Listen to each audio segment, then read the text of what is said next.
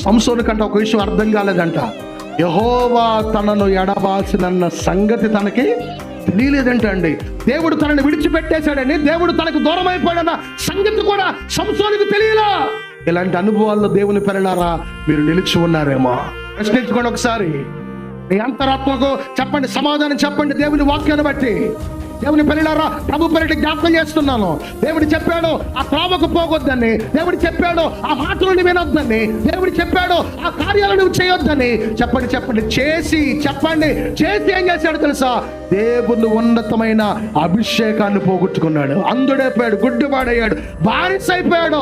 కొడుతూ ఉంటే, తిడుతూ ఉంటే, నెడుతూ ఉంటే, హేళన చేస్తూ ఉంటే, అపహాసం చేస్తూ ఉంటే అంటాడు, ఈ ఒక్కసారికి నన్ను బలపరిచయ్యా. ఇలాంటి స్థితిలో ఒకవేళ దేవుని వాక్యం వింటున్న దేవుని పిల్లలారా, దేవుని వాక్యం వింటున్న దైవ జనాంగమా, ఈ స్థితిలో నువ్వు ఉంటే నువ్వు అడగాల్సింది ఏంటో తెలుసా?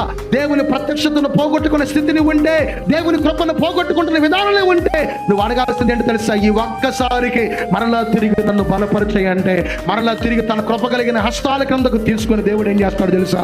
నిన్ను బలపరుస్తాడు. ఆమె